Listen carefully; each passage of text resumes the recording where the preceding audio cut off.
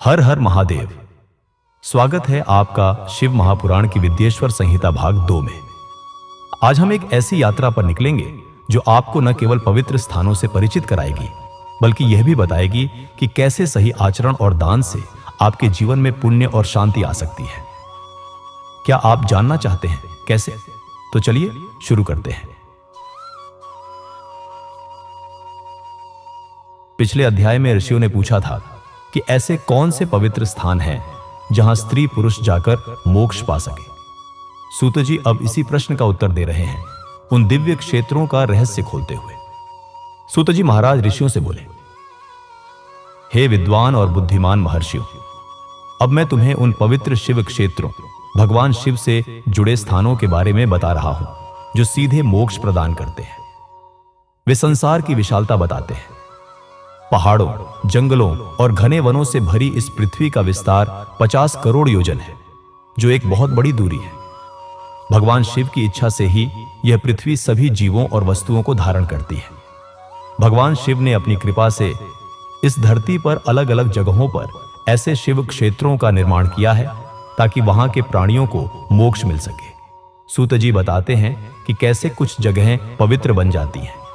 कुछ क्षेत्रों को देवताओं और महान ऋषियों ने अपना निवास स्थान बनाया है, इसलिए उनमें स्वयं ही पवित्रता, तीर्थत्व आ गई है।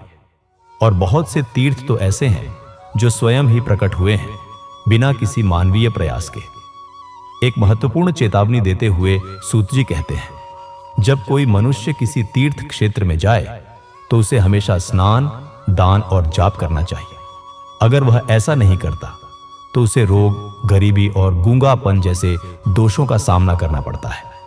वे मृत्यु और पुनर्जन्म के बारे में बताते हैं। जो मनुष्य अपने ही देश में बिना किसी तीर्थ में जाए मृत्यु प्राप्त करता है, वह अपने पुण्य कर्मों के फल से अगले जन्म में फिर से मनुष्य योनि में जन्म लेता है, लेकिन पापी मनुष्य को हमेशा बुरी गति ही प्राप्त होती है। एक और गंभीर चेतावनी देते हुए सूत जी कहते हैं, हे ब्राह्मणों, पुण्य क्षेत्र में किया गया पाप कर्म और भी ज्यादा दृढ़, गहरा और मुश्किल से मिटने वाला हो जाता है। इसलिए किसी भी पवित्र स्थान पर रहते समय पाप करने से बचना चाहिए। अब सूत जी विभिन्न पुण्यदायक नदियों और स्थानों का वर्णन करते हैं। सिंधु और सतलुज नदी, इनके तट पर बहुत से पवित्र स्थान हैं। सरस्वती नदी, यह परम पवित्र है और इसकी 60 धाराएं हैं। इसकी धाराओं के तट पर रहने से परम पद मोक्ष की प्राप्ति होती है।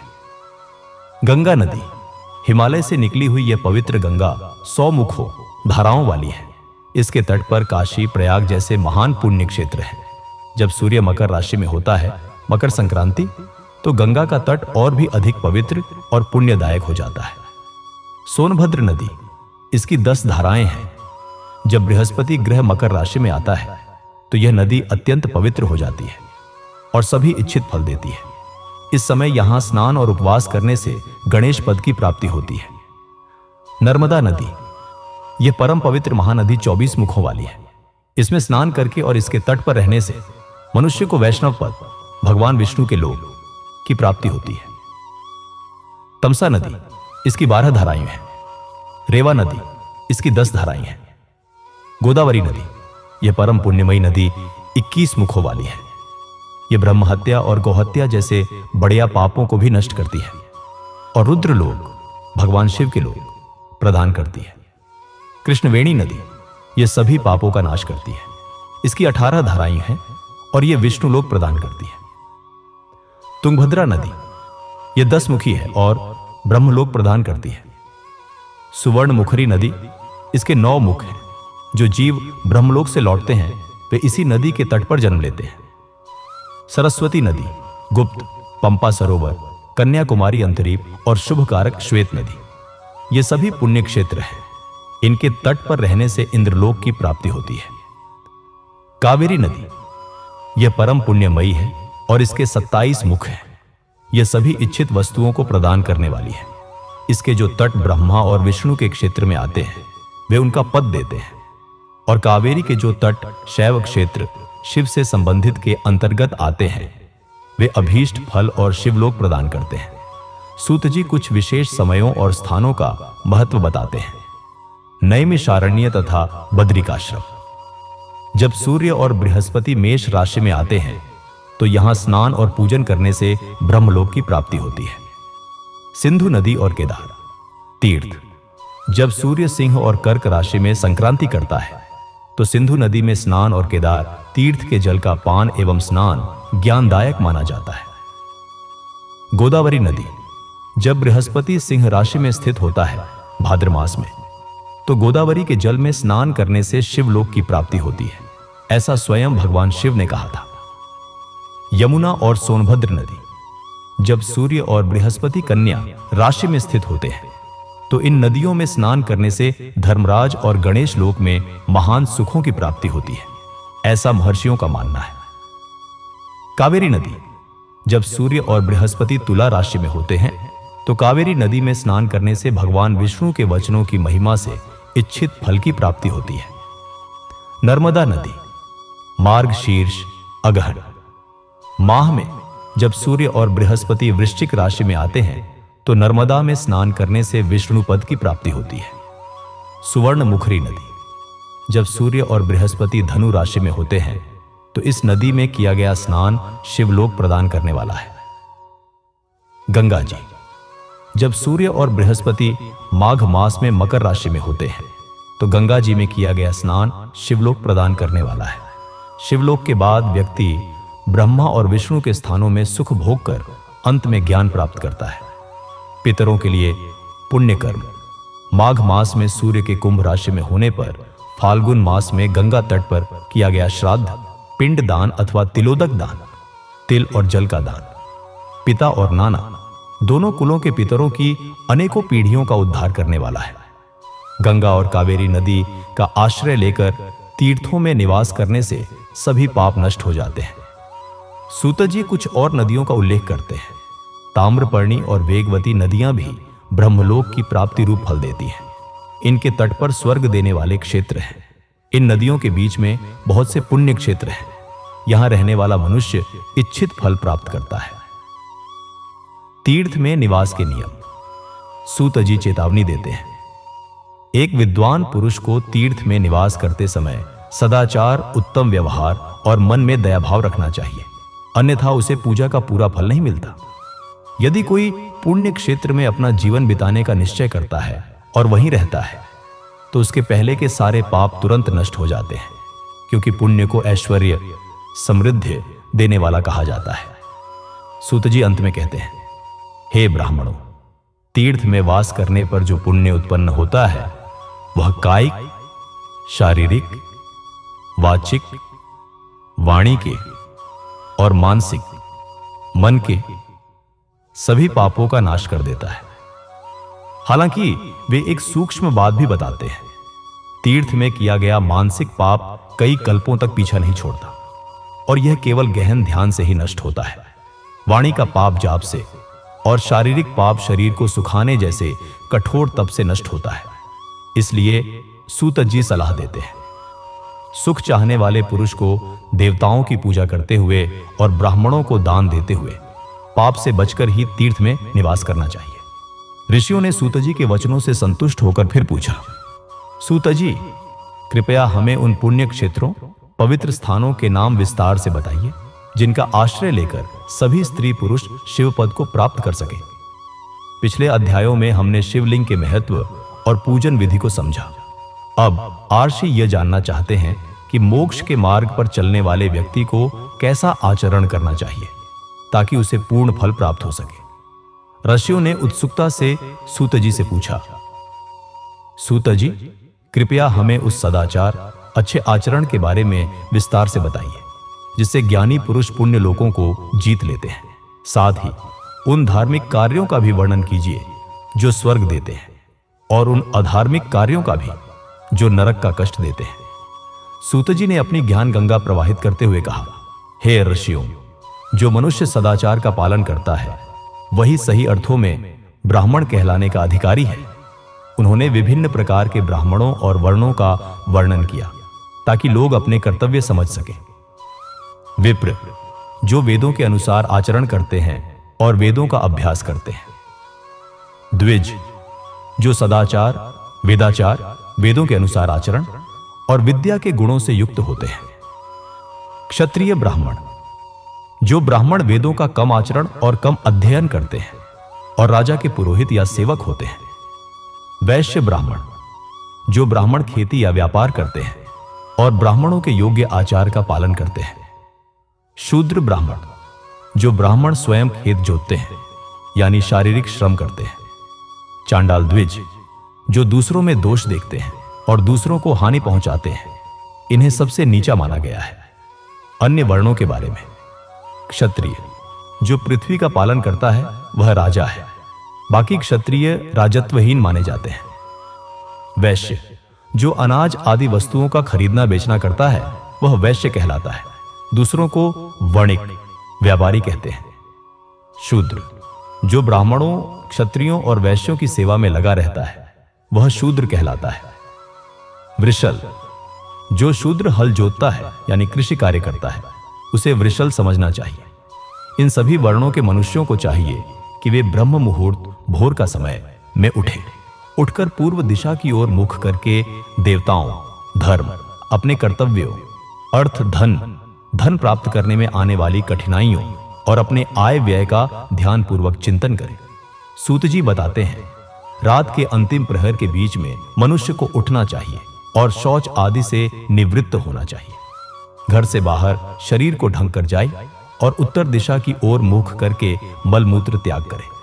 जल, अग्नि, ब्राह्मण और देवताओं के स्थान से दूर बैठकर ही शौच करे। उठने के बाद उस ओर न देखे। शौच के बाद हाथ पैरों को अच्छी तरह साफ करके 8 बार कुल्ला करे। सुबह दातुन करने के लिए किसी वृक्ष के पत्ते का उपयोग करें, लेकिन दातुन करते समय तर्जनी अंगुली, अंगूठे के पास वाली उंगली का उपयोग न करें।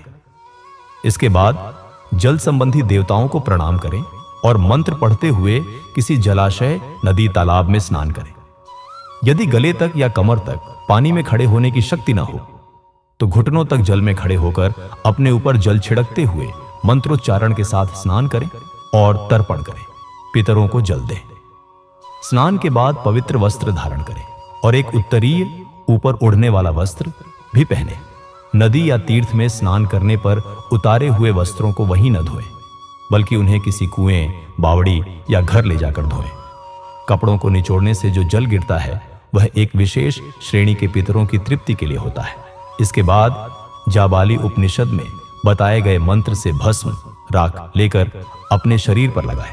अगर इस विधि का पालन करने से पहले भस्म गिर जाए तो गिराने वाला मनुष्य नरक में जाता है। पापों की शांति के लिए आपोहिष्ठा मंत्र से सिर पर जल छिड़के और यस्य क्षयाय मंत्र पढ़कर पैरों पर जल छिड़के। आपोहिष्ठा मंत्र में 3 अर्चा है। श्लोक है, पहली अर्चा का पाठ कर पैरों, मस्तक और हृदय पर जल छिड़के। दूसरी अर्चा का पाठ कर मस्तक, हृदय और पैरों पर जल छिड़के। तीसरी अर्चा का पाठ करके हृदय, मस्तक और पैरों पर जल छिड़के। इस प्रकार के स्नान को मंत्र स्नान कहते हैं। यदि किसी अपवित्र वस्तु का स्पर्श हो जाए, स्वास्थ्य ठीक न हो, यात्रा में हो या जल उपलब्ध न हो तो मंत्र स्नान करना चाहिए। सुबह की संध्योपासना, सूर्योदय के समय की पूजा में गायत्री मंत्र का जाप करके 3 बार सूर्य को अर्घ्य जल दें। दोपहर में गायत्री मंत्र का उच्चारण कर सूर्य को 1 बार अर्घ्य देना चाहिए। शाम को पश्चिम दिशा की ओर मुख करके पृथ्वी पर ही सूर्य को अर्घ्य दें। शाम को सूर्यास्त से 2 घड़ी लगभग 48 मिनट पहले की गई संध्या का कोई महत्व नहीं होता। संध्या हमेशा ठीक समय पर ही करनी चाहिए। यदि बिना संध्योपासना किए 1 दिन भी बीत जाए तो उसके प्रायश्चित क्षमा याचना के लिए अगली संध्या के समय 100 गायत्री मंत्र का जाप करें। यदि 10 दिन छूट जाए तो 1 लाख गायत्री मंत्र का जाप करें और यदि 1 महीना छूट जाए तो अपना उपनयन संस्कार, यज्ञोपवीत धारण फिर से करवाएं। अपनी आर्थिक स्थिति, अर्थ सिद्धि के लिए ईश, शिव, गौरी, कार्तिकेय, विष्णु, ब्रह्मा, चंद्रमा, यम और अन्य देवताओं का शुद्ध जल से तर्पण करें। किसी तीर्थ के दक्षिण में, मंदिर में, देवालय में या अपने घर में आसन पर बैठकर अपनी बुद्धि को स्थिर करके देवताओं को प्रणाम करें। फिर प्रणव मंत्र ओम का जाप करें और उसके बाद गायत्री मंत्र का जाप करें। सूत जी प्रणव मंत्र ओम का गहरा अर्थ समझाते हैं। प्रणव के अ, उ और अम, इन तीनों अक्षरों में जीव और ब्रह्म की एकता बताई गई है। इसलिए प्रणव मंत्र का जाप करते समय यह भावना होनी चाहिए कि हम तीनों लोकों की सृष्टि करने वाले ब्रह्मा, पालन करने वाले विष्णु तथा संहार करने वाले रुद्र की उपासना कर रहे हैं। यह ब्रह्म स्वरूप ओंकार हमारी कर्मेंद्रियों, ज्ञानेंद्रियों, मन की वृत्तियों तथा बुद्धि वृत्तियों को हमेशा भोग, संसार के सुख और मोक्ष प्रदान करने वाले धर्म और ज्ञान की ओर प्रेरित करे। जो मनुष्य प्रणव मंत्र के अर्थ का चिंतन करते हुए इसका जाप करते हैं, वे निश्चय ही ब्रह्म को प्राप्त करते हैं। और जो मनुष्य बिना अर्थ जाने भी प्रणव मंत्र का जाप करते हैं, उन्हें भी ब्राह्मणत्व की पूर्णता प्राप्त होती है। इसलिए श्रेष्ठ ब्राह्मण को प्रतिदिन सुबह 1000 गायत्री मंत्र का जाप करना चाहिए, दोपहर में 100 बार और शाम को 28 बार जाप करें। अन्य वर्णों के मनुष्य को अपनी सामर्थ्य के अनुसार जाप करना चाहिए। हमारे शरीर के भीतर मूलाधार, स्वाधिष्ठान, मणिपुर, अनाहत, आज्ञा और सहस्रार नामक 6 चक्र ऊर्जा केंद्र है। इन चक्रों में क्रमशः विद्येश्वर, ब्रह्मा, विष्णु, ईश, शिव, जीवात्मा और परमेश्वर स्थित हैं। सूत जी एक और महत्वपूर्ण मंत्र बताते हैं। सद्भावना पूर्वक श्वास के साथ सोहम का जाप करें, जिसका अर्थ है वह मैं हूं, आत्मा और परमात्मा की एकता। 1000 बार किया गया यह जाप ब्रह्मलोक प्रदान करने वाला है। 100 बार किए गए जाप से इंद्र पद की प्राप्ति होती है। अपनी आत्मरक्षा के लिए जो मनुष्य थोड़ी मात्रा में भी इसका जाप करता है, वह अगले जन्म में ब्राह्मण कुल में जन्म लेता है। गायत्री जाप का महत्व। 12 लाख गायत्री का जाप करने वाला मनुष्य ब्राह्मण कहा जाता है। जिस ब्राह्मण ने 1 लाख गायत्री का भी जप न किया हो, उसे वैदिक कार्यों में नहीं लगाना चाहिए। यदि एक दिन जाप छूट जाए तो अगले दिन उसके बदले में उतने अधिक मंत्रों का जाप करना चाहिए। ऐसा करने से सभी दोष शांत होते हैं। धर्म से धन की प्राप्ति होती है। धन से भोग, सुख मिलता है। भोग से वैराग्य की संभावना होती है। धर्म पूर्वक कमाए गए धन से भोग प्राप्त होता है और उससे भोगों के प्रति अनासक्ति उत्पन्न होती है। मनुष्य धर्म से धन पाता है और तपस्याओं से दिव्य रूप प्राप्त करता है। कामनाओं, इच्छाओं का त्याग करने से मन शुद्ध होता है और उस शुद्धि से सच्चा ज्ञान उदय होता है। सूत जी कलयुग में धर्म के साधनों का तुलनात्मक महत्व बताते हैं। सतयुग में तपस्या को और कलयुग में दान को धर्म का सबसे अच्छा साधन माना गया है। सतयुग में ध्यान से, त्रेता युग में तपस्या से और द्वापर युग में यज्ञ करने से ज्ञान की सिद्धि होती है। परंतु कलयुग में प्रतिमा, मूर्ति की पूजा से ज्ञान की प्राप्ति होती है। अधर्म, गलत आचरण हमेशा हिंसात्मक और दुख देने वाला होता है। धर्म से सुख और उन्नति, अभ्युदय की प्राप्ति होती है। दुराचार, बुरा आचरण से दुख मिलता है, जबकि सदाचार, अच्छा आचरण से सुख मिलता है। अतः भोग और मोक्ष दोनों की सिद्धि के लिए धर्म का संचय करना चाहिए। दान का महत्व। किसी ब्राह्मण को 100 वर्ष के जीवन यापन के लिए सामग्री देने पर ब्रह्मलोक की प्राप्ति होती है। 1000 चांद्रायण व्रत का अनुष्ठान, चंद्रमा के घटने बढ़ने के अनुसार भोजन कम ज्यादा करने वाला व्रत भी ब्रह्मलोक प्रदान करने वाला माना जाता है। दान देने वाला पुरुष जिस देवता को सामने रखकर दान करता है, अर्थात जिस देवता को वह दान द्वारा प्रसन्न करना चाहता है, उसे उसी देवता का लोक प्राप्त होता है। जिनके पास धन नहीं है, वे तपस्या करके अक्षय, कभी नष्ट न होने वाले सुख को प्राप्त कर सकते हैं। धन कमाने के न्याय संगत तरीके। ब्राह्मण को दान ग्रहण कर तथा यज्ञ करके धन कमाना चाहिए। क्षत्रिय अपनी भुजाओं की शक्ति, शौर्य से और वैश्य खेती तथा गोरक्षा से धन कमाए। इस प्रकार न्याय से कमाए गए धन को दान करने से दाता को ज्ञान की सिद्धि प्राप्त होती है और ज्ञान से ही मोक्ष की प्राप्ति आसान होती है। गृहस्थ जीवन में दान। गृहस्थ मनुष्य को धन, धान्य आदि सभी वस्तुओं का दान करना चाहिए। जिसके अन्न को खाकर मनुष्य कथा सुनता है या अच्छे कर्म करता है, तो उसका आधा फल अन्नदाता को मिलता है। दान लेने वाले मनुष्य को दान में प्राप्त वस्तु का दान तथा तपस्या द्वारा अपने पापों की शुद्धि करनी चाहिए। उसे अपने धन के 3 भाग करने चाहिए। एक धर्म के लिए, दूसरा वृद्धि निवेश के लिए और तीसरा अपने उपभोग के लिए। धर्म के लिए इस भाग से नित्य, नैमित्तिक, किसी विशेष अवसर पर और इच्छित मनचाहे कार्य करें। वृद्धि के लिए इस भाग से ऐसा व्यापार करें जिससे धन बढ़े। उपभोग के लिए इस धन से पवित्र और शुद्ध भोगों का आनंद लें। खेती से प्राप्त धन का 10वां भाग दान कर देना चाहिए, इससे पापों की शुद्धि होती है। व्यापार से प्राप्त धन का 6ठा भाग दान देना चाहिए। विद्वान व्यक्ति को चाहिए कि वह दूसरों के दोषों का बखान न करे। ब्राह्मण भी किसी के सुने या देखे हुए दोष को कभी उजागर न करे। विद्वान व्यक्ति को ऐसी कोई बात नहीं कहनी चाहिए जिससे सभी प्राणियों के हृदय में क्रोध या दुख पैदा हो। दोनों संध्याओं, सुबह और शाम के समय अग्नि को विधिपूर्वक आहुति देकर संतुष्ट करें। चावल, अनाज, घी, फल, कंद, जड़ वाली सब्जियां और हविष्य यज्ञ योग्य भोजन द्वारा स्थाली पाक एक प्रकार का यज्ञीय भोजन बनाए और उचित रीति से सूर्य और अग्नि को अर्पित करें।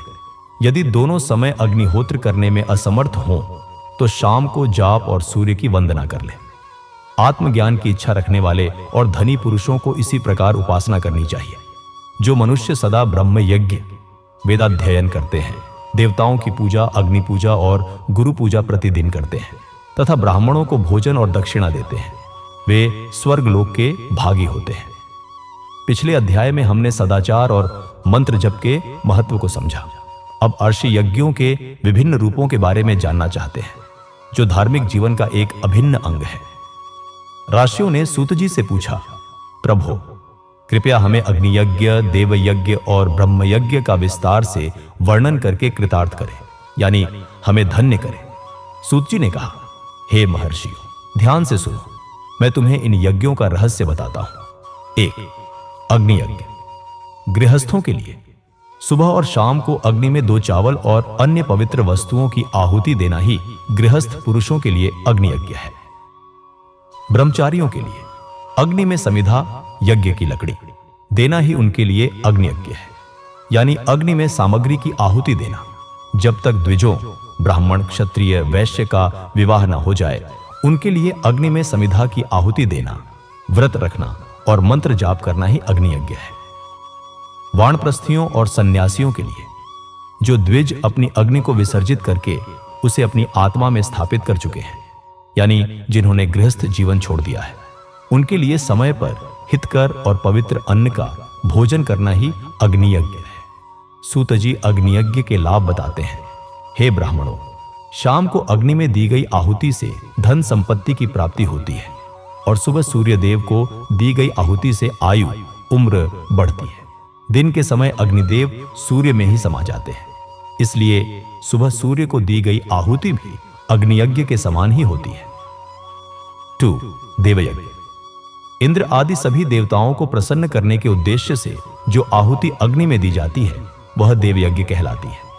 साधारण अग्नि में संस्कारों के निमित्त किसी विशेष कार्य या संस्कार के लिए जो हवन किया जाता है वह ब्रह्म यज्ञ, वेदों का रोजाना अध्ययन और स्वाध्याय खुद से पढ़ना करना ही ब्रह्म यज्ञ कहलाता है। मनुष्य को देवताओं की तृप्ति, प्रसन्नता के लिए प्रतिदिन ब्रह्म यज्ञ करना चाहिए। यह सुबह और शाम को ही किया जा सकता है। अग्नि के बिना देवयज्ञ कैसे? वारों का रहस्य। ऋषियों के मन में शायद यह प्रश्न था कि अग्नि के बिना देवयज्ञ कैसे संभव है, तो सूत जी इसका भी जवाब देते हैं। अग्नि के बिना देवयज्ञ कैसे होता है, इसे श्रद्धा और आदर से सुनो। सृष्टि के आरंभ में सर्वज्ञ, सब कुछ जानने वाले और सर्वसमर्थ भगवान शिव ने सभी लोगों के कल्याण के लिए वारों, दिनों की कल्पना की। सूत जी शिव की महिमा का गुणगान करते हैं। भगवान शिव संसार रूपी रोग को दूर करने के लिए स्वयं वैद्य, डॉक्टर हैं। वे सबके झाता हैं और सभी औषधियों, दवाइयों के भी औषधि हैं। भगवान शिव ने अपने वारों की रचना कैसे की? वन स्वयं का वार, रविवार। भगवान शिव ने सबसे पहले अपने स्वयं के वार, रविवार की रचना की, जो आरोग्य, अच्छे स्वास्थ्य प्रदान करने वाला है। 2. माया शक्ति का वार, सोमवार। इसके बाद उन्होंने अपनी माया शक्ति देवी पार्वती का वार सोमवार बनाया, जो धन संपत्ति प्रदान करने वाला है। 3. कुमार का वार, मंगलवार। जन्म के समय दुर्भाग्यग्रस्त बच्चों की रक्षा के लिए कुमार, कार्तिकेय के वार, मंगलवार की कल्पना की। 4. विष्णु का वार, बुधवार। आलस्य और पाप को दूर करने तथा सभी लोगों का भला करने की इच्छा से लोक रक्षक भगवान विष्णु का वार, बुधवार बनाया। 5 ब्रह्मा का वार, गुरुवार। इसके बाद शिवजी ने पुष्टि, पोषण और रक्षा के लिए आयु, उम्र बढ़ाने वाले तीनों लोकों के रचयिता परमेष्ठी ब्रह्मा का आयु बढ़ाने वाला वार गुरुवार बनाया। 6 इंद्र और यम का वार, शुक्रवार और शनिवार। तीनों लोकों की वृद्धि के लिए जब पहले पुण्य और पाप की रचना हो चुकी थी, तब लोगों को शुभ अशुभ फल देने वाले इंद्र और यम के वारों शुक्रवार और शनिवार का निर्माण किया। ये वार भोग देने वाले तथा मृत्यु के भय को दूर करने वाले हैं। ग्रहों का स्वामित्व। इसके बाद भगवान शिव ने 7 ग्रहों को इन वारों का स्वामी नियुक्त किया। ये सभी ग्रह और नक्षत्र ज्योतिर्मय मंडल आकाश में स्थित हैं। शिव के वार रविवार के स्वामी सूर्य, शक्ति संबंधी वार सोमवार के स्वामी सोम चंद्रमा, कुमार संबंधी वार मंगलवार के स्वामी मंगल, विष्णुवार बुधवार के स्वामी बुध, ब्रह्मा जी के वार गुरुवार के स्वामी बृहस्पति, इंद्रवार शुक्रवार के स्वामी शुक्र, यमवार शनिवार के स्वामी शनि। सूत जी कहते हैं, अपने अपने वार दिन में की गई देवताओं की पूजा उनके संबंधित फलों को प्रदान करने वाली होती है। देवताओं की प्रसन्नता के 5 तरीके सूत जी बताते हैं। अन्य देवताओं की पूजा का फल भी भगवान शिव ही देते हैं। देवताओं को प्रसन्न करने के 5 मुख्य तरीके हैं। 1 उन देवताओं के मंत्रों का जाप करना। 2 होम हवन करना। 3 दान देना। 4 तपस्या करना।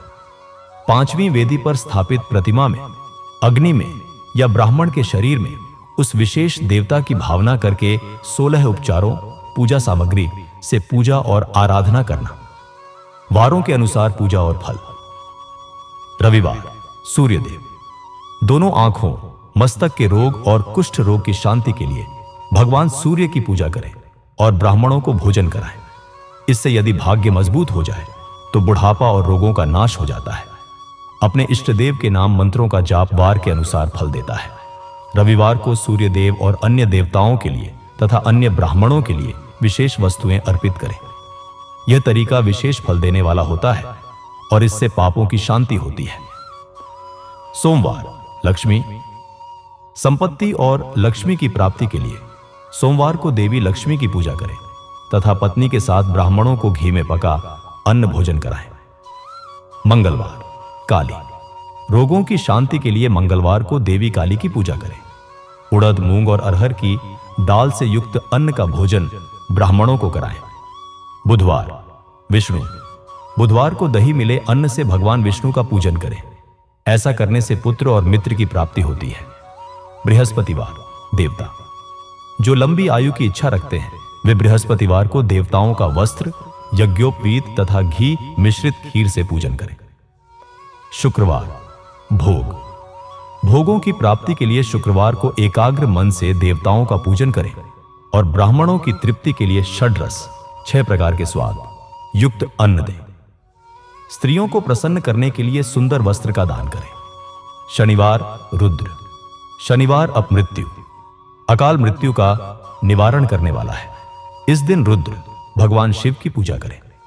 तिल के होम और दान से देवताओं को संतुष्ट करके ब्राह्मणों को तिल मिला भोजन कराएं। सूत जी कहते हैं, इस तरह से देवताओं की पूजा करने से आरोग्य, अच्छा स्वास्थ्य और उत्तम फल की प्राप्ति होगी। भगवान शिव ही सबका फलदाता। देवताओं के नित्य विशेष पूजन, स्नान, दान, जाप, होम तथा ब्राह्मण तर्पण के साथ साथ रवि आदि वारों में विशेष तिथि और नक्षत्रों का योग मिलने पर विभिन्न देवताओं के पूजन में जगदीश्वर भगवान शिव ही उन देवताओं के रूप में पूजित होकर सभी लोगों को आरोग्य सहित हर फल प्रदान करते हैं। देश, स्थान, काल, समय, पात्र, व्यक्ति, द्रव्य, वस्तुएं, श्रद्धा और लोगों की स्थिति का ध्यान रखते हुए महादेव जी की आराधना करने वालों को वे आरोग्य और अन्य सभी फल देते हैं। शुभ कार्यों के आरंभ में, अशुभ कार्यों के अंत में और जन्म नक्षत्रों के आने पर गृहस्थ पुरुष अपने घर में अच्छे स्वास्थ्य की समृद्धि के लिए सूर्य ग्रह का पूजन करें। इससे यह सिद्ध होता है कि देवताओं का पूजन सभी इच्छित वस्तुओं को देने वाला है। पूजन हमेशा वैदिक मंत्रों के अनुसार ही होना चाहिए। शुभ फल की इच्छा रखने वाले मनुष्यों को 7 दिन अपनी शक्ति के अनुसार देवताओं का पूजन करना चाहिए। निर्धन मनुष्य तपस्या और व्रत आदि से तथा धनी धन के द्वारा देवी देवताओं की आराधना करे। जो मनुष्य श्रद्धा पूर्वक इस तरह के धर्म का पालन करता है वह पुण्य लोक में अनेक प्रकार के फल भोग कर फिर से इस पृथ्वी पर जन्म लेता है। पुण्य कर्म और ज्ञान। धनवान पुरुष हमेशा भोग सुख प्राप्त करने के लिए सड़कों पर पेड़ लगाकर लोगों के लिए छाया की व्यवस्था करते हैं और उनके लिए कुएं बावली बनवाकर पानी की व्यवस्था करते हैं। वेद शास्त्रों की प्रतिष्ठा के लिए पाठशाला का निर्माण करते हैं या किसी भी अन्य प्रकार से धर्म का संचय करते हैं और स्वर्गलोक को प्राप्त होते हैं। सही समय पर किए गए पुण्य कर्मों के पूर्ण होने से परिपाक से मन शुद्ध होता है और उस शुद्ध से ज्ञान की सिद्धि होती है। सूत जी अंतिम संदेश देते हैं, हे द्विजो, जो इस अध्याय को सुनता है, पढ़ता है अथवा दूसरों को सुनने की व्यवस्था करता है उसे देवयज्ञ का पूरा फल प्राप्त होता है। पिछले अध्याय में हमने यज्ञों और पूजन की विधियों को समझा। अब ऋषि सूत जी से यह जानना चाहते हैं कि पूजा और दान का सही देश, स्थान, काल, समय और पात्र ग्रहण करने वाला क्या है ताकि इन पुण्य कर्मों का पूरा फल मिल सके। ऋषियों ने सूत जी से पूछा, हे सूत जी, आप तो सभी ज्ञानियों में श्रेष्ठ हैं, कृपया हमें देश, स्थान, काल, समय और दान के महत्व के बारे में विस्तार से समझाइए। सूत जी ने अपनी मीठी वाणी में उत्तर दिया। देश, स्थान का वर्णन। कहां करें पुण्य कर्म। सूत जी ने पुण्य कर्म करने के लिए विभिन्न स्थानों का महत्व बताया बढ़ते क्रम में। अपना घर, अपने घर में किया गया देवयज्ञ, देवताओं की पूजा शुद्ध गृहस्थ जीवन का फल देता है। गौशाला, गाय का स्थान, घर में किए गए देवयज्ञ से 10 गुना ज्यादा फल गौशाला में पूजा करने से मिलता है। जलाशय का तट, तालाब, नदी किनारा, गौशाला से 10 गुना ज्यादा पुण्य किसी जलाशय के किनारे मिलता है। तुलसी, बेल और पीपल वृक्ष का मूल, जहां तुलसी, बेल और पीपल वृक्ष की जड़ें हों वह स्थान जलाशय के तट से भी 10 गुना अधिक महत्व रखता है। देवालय, मंदिर। देवालय, मंदिर का महत्व इन सबसे भी अधिक है। तीर्थ भूमि का तट, मंदिर से 10 गुना ज्यादा महत्व तीर्थ भूमि के तट का होता है। नदी का किनारा, उससे भी श्रेष्ठ है किसी भी नदी का किनारा। तीर्थ नदी का तट, किसी पवित्र तीर्थ नदी का तट सामान्य नदी के किनारे से 10 गुना अधिक उत्कृष्ट है। सप्तगंगा का तट, इन सबसे भी 10 गुना अधिक महत्व सप्तगंगा के तट का है। सप्तगंगा में गंगा, गोदावरी, कावेरी, ताम्रपर्णी, सिंधु, सरयू और रेवा नदियां आती हैं। समुद्र का तट, सप्तगंगा के तट से भी 10 गुना ज्यादा फल समुद्र के किनारे पूजा करने से मिलता है। पर्वत चोटी, समुद्र तट से भी 10 गुना अधिक फल किसी पर्वत की चोटी पर पूजा करने से प्राप्त होता है। सबसे महत्वपूर्ण स्थान, सूत जी ने अंत में कहा, और सबसे अधिक महत्व का स्थान वह होता है जहां आपका मन पूरी तरह रम जाए, जहां आपको सच्ची शांति और एकाग्रता मिले। काल, समय का वर्णन। कब करें पुण्य कर्म। सूत जी ने युगों के अनुसार पुण्य कर्मों के फल में अंतर बताया। सतयुग, सतयुग में यज्ञ, दान आदि करने से पूरे फलों की प्राप्ति होती है। त्रेता युग, त्रेता में 1/3 फल मिलता है। द्वापर युग, द्वापर में आधा फल मिलता है। कलयुग, कलयुग में सबसे कम फल प्राप्त होता है। परंतु सूत जी ने जोर देकर कहा, लेकिन शुद्ध हृदय से किया गया कोई भी पूजन हमेशा पूरा फल देने वाला होता है। उन्होंने कुछ विशेष समयों का महत्व बताया जहां कम प्रयास से भी अधिक फल मिलता है। सूर्य संक्रांति का दिन, सामान्य दिन से 10 गुना ज्यादा फल मिलता है। तुला और मेष की संक्रांति, सूर्य संक्रांति के दिन से 10 गुना अधिक फल मिलता है। चंद्र ग्रहण, तुला और मेष की संक्रांति से भी 10 गुना ज्यादा फल चंद्र ग्रहण में मिलता है। सूर्य ग्रहण, चंद्र ग्रहण से भी 10 गुना अधिक फल सूर्य ग्रहण में प्राप्त होता है।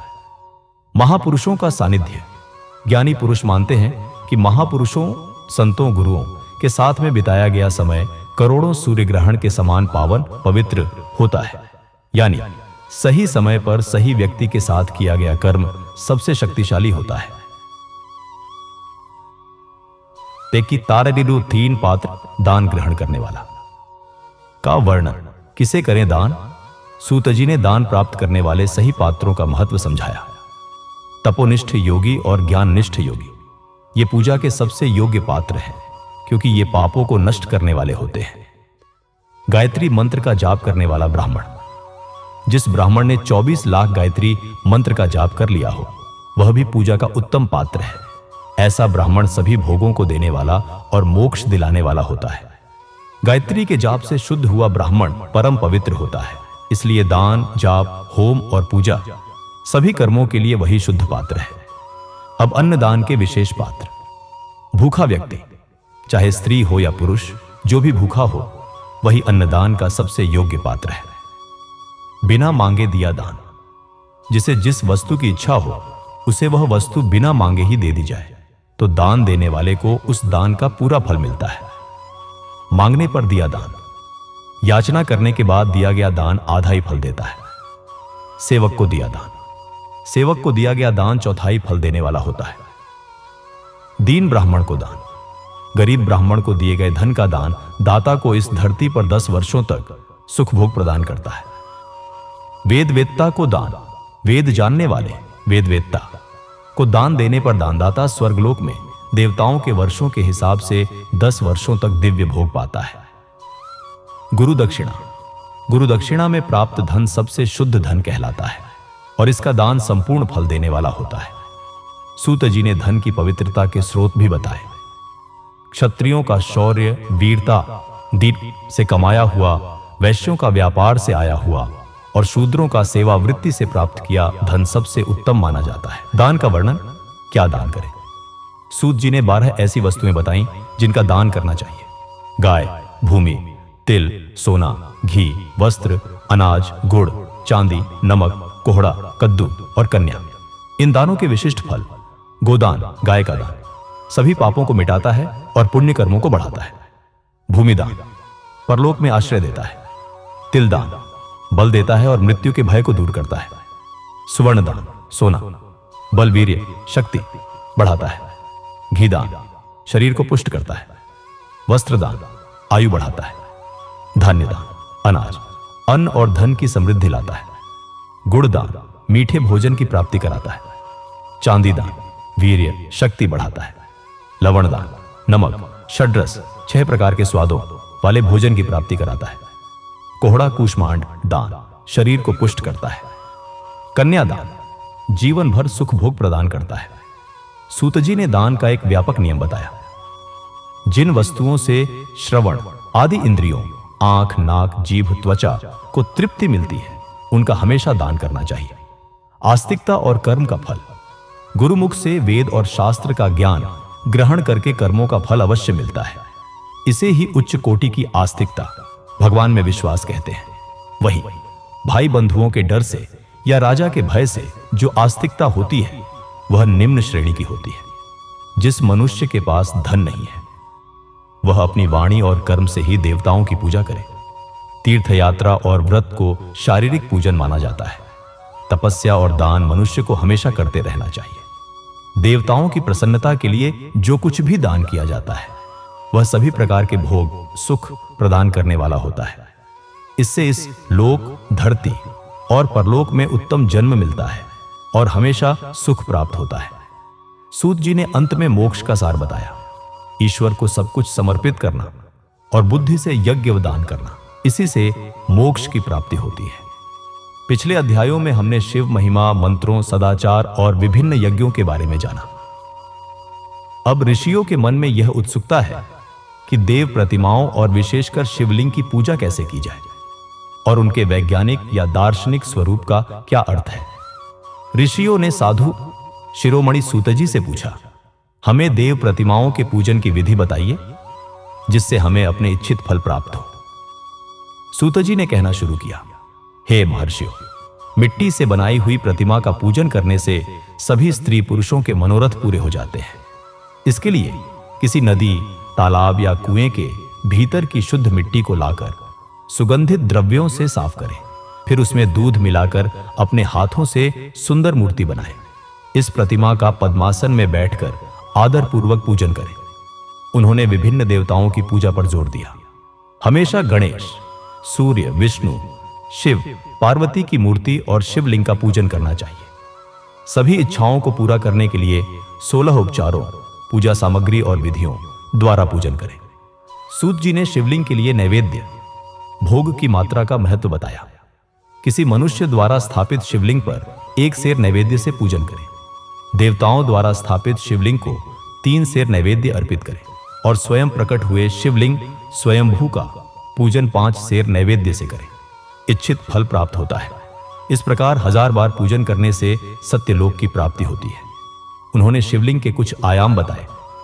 12 अंगुल लगभग 9 इंच चौड़ा और 25 अंगुल लगभग 18.75 इंच लंबा यह लिंग का सामान्य प्रमाण आकार है। 15 अंगुल लगभग 11.75 इंच ऊंचा लोहे या लकड़ी से बने पात्र जिस पर लिंग रखा जाता है का नाम शिव है। पूजा के अंगों और उनके फलों को समझाते हुए सूत जी ने कहा, शिवलिंग के अभिषेक से आत्मशुद्धि होती है, गंध चढ़ाने से पुण्य मिलता है, नैवेद्य चढ़ाने से आयु बढ़ती है और धूप देने से धन की प्राप्ति होती है। दीप जलाने से ज्ञान मिलता है और तांबूल पान अर्पित करने से भोग सुख प्राप्त होता है। इसलिए स्नान आदि 6 पूजन के अंगों को अर्पित करें। अंत में नमस्कार और जाप करना सभी अभीष्ट फल देने वाला है। भोग और मोक्ष की इच्छा रखने वाले लोगों को पूजा के अंत में हमेशा जाप और नमस्कार करना चाहिए। जो मनुष्य जिस देवता की पूजा करता है वह उस देवता के लोक को प्राप्त करता है और उनके बीच के लोकों में भी उचित फल भोगता है। सूत जी ने गणेश पूजा का महत्व भी बताया। हे महर्षियों, इस पृथ्वी पर श्री गणेश विशेष रूप से पूजनीय है। शिव जी द्वारा निर्धारित तिथि, वार और नक्षत्र में जो विधि पूर्वक इनकी पूजा करता है उसके सभी पाप और शोक दूर हो जाते हैं और वह इच्छित फल पाकर मोक्ष को प्राप्त करता है। उन्होंने पूजा के समय के सूक्ष्म नियम भी बताए। यदि दोपहर के बाद तिथि का आरंभ होता है तो रात की तिथि का पूर्व भाग पितरों के श्राद्ध आदि कर्म के लिए उत्तम होता है, जबकि बाद का भाग दिन के समय देवकर्म के लिए अच्छा होता है। पूजा शब्द की परिभाषा देते हुए सूत जी ने कहा, वेदों में पूजा शब्द को ठीक प्रकार से परिभाषित नहीं किया गया है। वास्तव में पू का अर्थ है भोग और फल की सिद्धि। जिस कर्म से ये सब संपन्न होते हैं उसका नाम ही पूजा है। मनोवांछित वस्तु और ज्ञान ही अभीष्ट इच्छित वस्तुएं हैं। लोक और वेद में पूजा शब्द का अर्थ प्रसिद्ध है। नित्य कर्म भविष्य में फल देते हैं। लगातार पूजन करने से सभी शुभ इच्छाएं पूरी होती हैं और पाप नष्ट होते हैं। सूत जी ने आगे कहा, इसी प्रकार भगवान विष्णु और अन्य देवताओं की पूजा भी उनके वार, तिथि और नक्षत्र को ध्यान में रखते हुए 16 उपचारों से करने पर इच्छित फल देती है। शिव जी सभी मनोरथों को पूर्ण करने वाले हैं। महा आर्द्रा नक्षत्र मां कृष्णा चतुर्दशी को शिव जी का पूजन करने से आयु बढ़ती है। ऐसे ही अन्य नक्षत्रों, महीनों और वारों में शिव जी की पूजा भोग और मोक्ष प्रदान करने वाली है। कार्तिक मास में देवताओं का भजन विशेष फलदायक होता है। विद्वानों को इस महीने में सभी देवताओं का भजन करना चाहिए। संयम और नियम से जाप, तप, हवन और दान करना चाहिए, क्योंकि कार्तिक मास में देवताओं का भजन सभी दुखों को दूर करने वाला है। कार्तिक मास में रविवार के दिन जो सूर्य की पूजा करता है और तेल व कपास का दान करता है उसका कुष्ठ रोग भी दूर हो जाता है। जो अपने तन मन को जीवन पर्यंत शिव को अर्पित कर देता है उसे शिव जी मोक्ष प्रदान करते हैं। अब सूत जी ने शिवलिंग के वैज्ञानिक, दार्शनिक स्वरूप का विवेचन किया। योनि और लिंग, इन दोनों स्वरूपों के शिव में समाविष्ट होने के कारण वे जगत के जन्म का कारण है और इसी नाते जन्म मृत्यु के बंधन से मुक्ति के लिए शिव जी की पूजा का विशेष विधान है। सारा जगत बिंदुनाद स्वरूप है। बिंदु शक्ति देवी है और नाद शिव, इसलिए सारा जगत शिव शक्ति स्वरूप ही है। नाद बिंदु का और बिंदु इस जगत का आधार है। आधार में ही आधेय जो आधारित होकर समावेश या लय होता है, यही सकलीकरण है।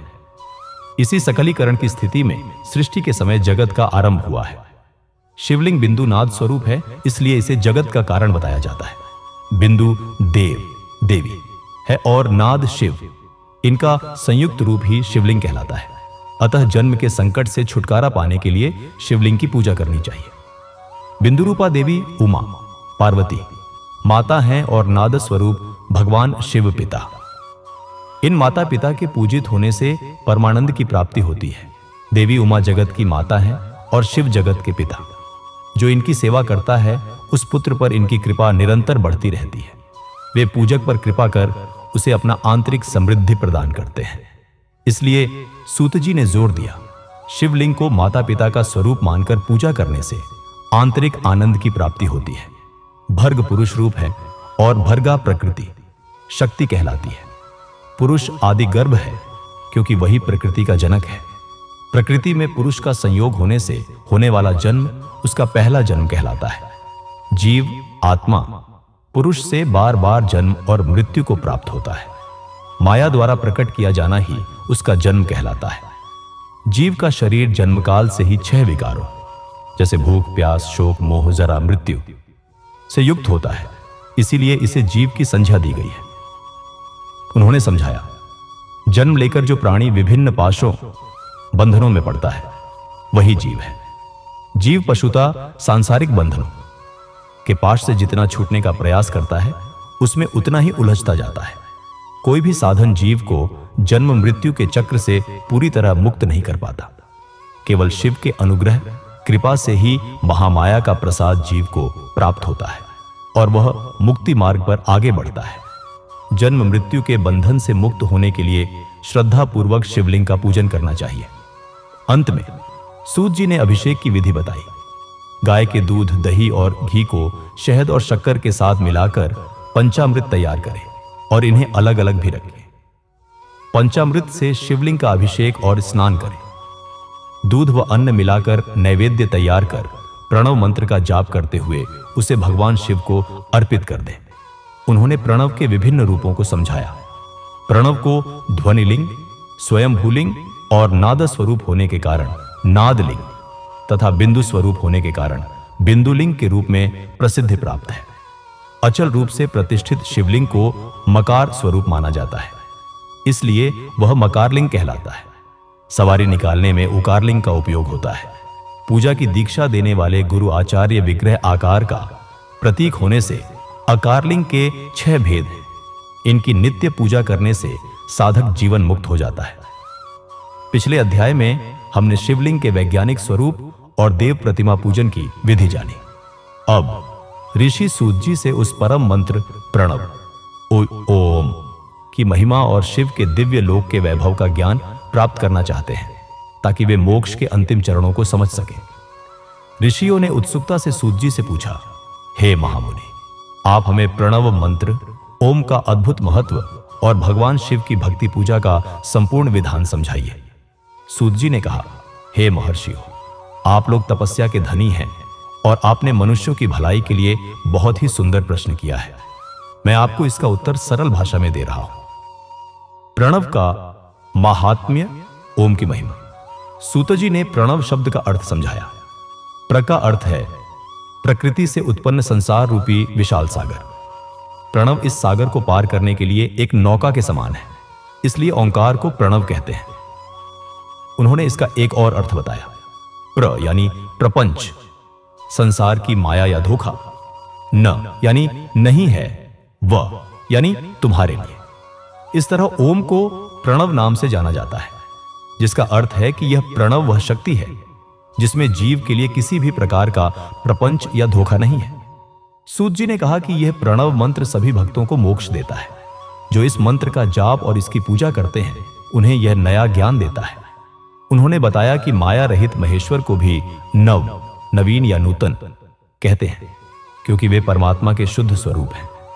प्रणव साधक को नया अर्थात शिव के समान बना देता है, इसलिए विद्वान इसे प्रणव नाम से जानते हैं क्योंकि यह नया और दिव्य परमात्मा ज्ञान प्रकट करता है। प्रणव के 2 भेद, प्रणव के 2 प्रकार हैं, स्थूल और सूक्ष्म। ओम स्वयं सूक्ष्म प्रणव है। नमः शिवाय यह पंचाक्षर मंत्र स्थूल प्रणव है। जीवन मुक्त जो जीवित रहते हुए भी मोक्ष प्राप्त कर चुका हो। पुरुष के लिए सूक्ष्म प्रणव का जाप ही मुख्य है क्योंकि यह सभी आध्यात्मिक साधनों का सार है। शरीर का अस्तित्व समाप्त होने तक सूक्ष्म प्रणव मंत्र का जाप करने से साधक उस परमार्थ तत्व शिव का निरंतर अनुसंधान करता है और शरीर छूटने पर ब्रह्म स्वरूप शिव को प्राप्त करता है। इस मंत्र का 36 करोड़ बार जाप करने से मनुष्य योगी हो जाता है। सूत जी ने ओम की संरचना समझाई। ओम अकार अ, उकार उ, मकार म, बिंदु अनुस्वार और नाद अंतिम ध्वनि सहित होता है। यानी ये 3 दीर्घ अक्षर और मात्राएं मिलकर प्रणव बनाते हैं, जो योगियों के हृदय में निवास करता है। यही सभी पापों का नाश करने वाला है। उन्होंने ओम के अक्षरों में शिव शक्ति का भेद बताया। अशिव है, उशक्ति है और मकार इन दोनों की एकता है, प्रवृत्ति मार्गी और निवृत्त मार्गी। सूत जी ने कर्मों के आधार पर मनुष्यों को 2 श्रेणियों में बांटा। प्रवृत्ति मार्गी पृथ्वी, जल, अग्नि, वायु, आकाश, ये 5 महाभूत, और शब्द, स्पर्श आदि 5 विषय, इंद्रियों के भोग, ये कुल मिलाकर 10 वस्तुएं मनुष्यों की इच्छाओं के विषय है। कर्म करते हैं वे प्रवृत्ति मार्गी कहलाते हैं, जो संसार में रहते हुए कर्म करते हैं। निवृत्त मार्गी, जो बिना किसी इच्छा के शास्त्रों के अनुसार कर्म करते हैं, वे निवृत्त मार्गी कहलाते हैं, जो मोक्ष की ओर बढ़ते हैं। उन्होंने मंत्र जाप का नियम बताया। वेद के आरंभ में और दोनों समय की संध्या वंदन के समय सबसे पहले ओंकार ओम का प्रयोग करना चाहिए। प्रणव के 9 करोड़ जाप से मनुष्य शुद्ध हो जाता है। फिर 9 करोड़ जाप से पृथ्वी तत्व की सिद्धि होती है। फिर इतने ही जाप से अग्नि तत्व की, फिर 9 करोड़ जाप से वायु तत्व की, और फिर 9 करोड़ जाप से गंध सूक्ष्म तत्व की सिद्धि होती है। सूत जी ने कहा, जो ब्राह्मण रोज 1000 ओंकार मंत्रों का जाप करता है, वह प्रबुद्ध, ज्ञानी और शुद्ध योगी हो जाता है। फिर जितेंद्रिय इंद्रियों को वश में करके होकर 5 करोड़ का जाप करता है और अंततः शिवलोक को प्राप्त होता है।